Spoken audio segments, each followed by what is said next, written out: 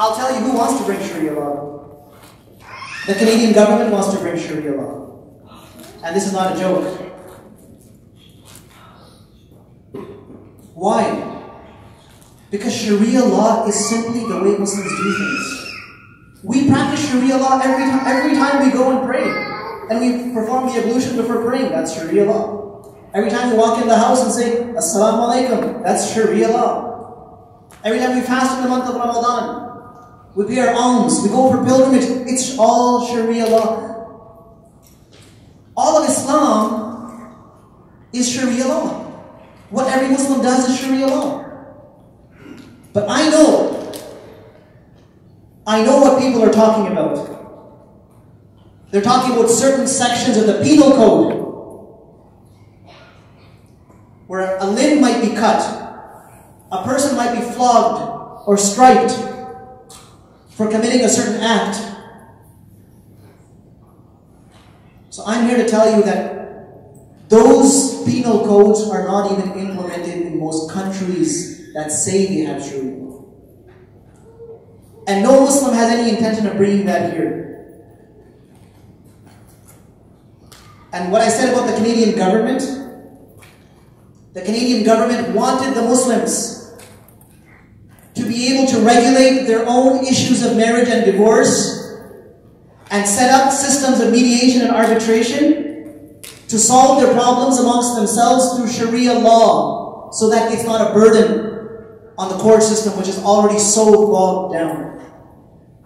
The Canadian government wanted people like myself to sign off on custody cases where there was an allegation of parental abduction, to verify that is the parent who has taken the child off to that country, are they Islamically authorized to do so or not? Because there are many Muslim countries that would need to see that from a Muslim scholar.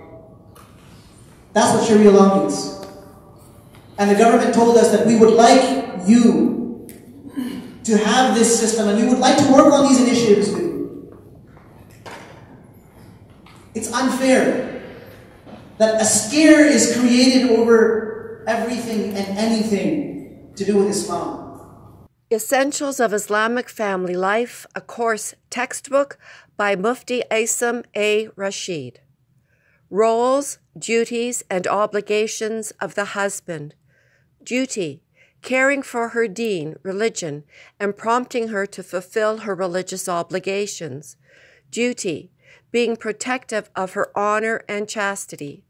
Details, make sure she observes hijab and Islamic dress whenever she leaves the house. Not allowing intermingling with non-mahrams, close family relatives. Roles, duties, and obligations of the wife. Duty, obeying him, the husband, in all permissible matters. Quote, the Holy Prophet Muhammad said, if I were to order anyone to prostrate to anyone other than Allah, I would command a wife to prostrate to her husband. End quote. Tirmidhi. Duty, to not leave her house even to visit her own family members without his permission. Quote, men are caretakers of women. As for women of whom you fear rebellion, convince them and leave them apart in beds and beat them lightly without causing injury. Quran 4:34. Duty, to fulfill his physical needs to the best of her ability.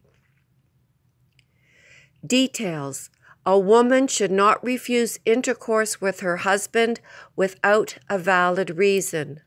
Quote, the Messenger of Allah, Muhammad, said, when a man calls his wife to his bed and she declines his invitation without a valid excuse, and as a result of this, the husband spends the night angry with her, the angels curse her until she wakes up in the morning. End quote. Bukhari. The book, Human Rights in Islam and Common Misconceptions, authored by Abdul Rahman al-Sheikha, was distributed for free at the Islamic booth at Dundas Square in Toronto. The following are excerpts from the book that deal with the Sharia Islamic law.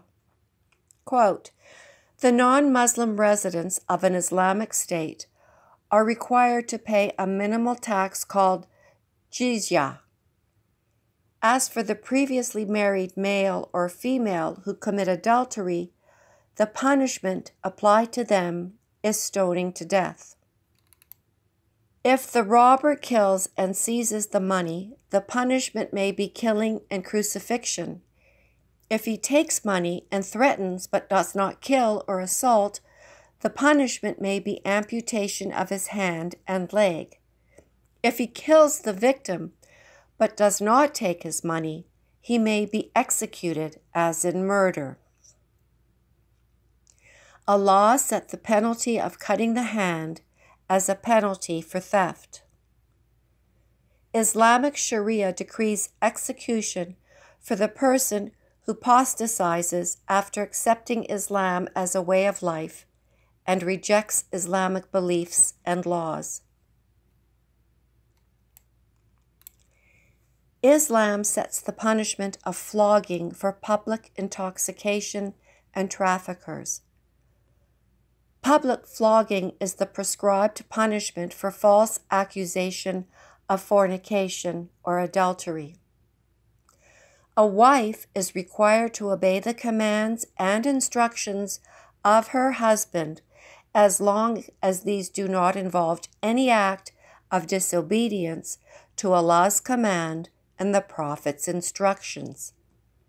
She should not leave her husband's home without his prior knowledge and approval.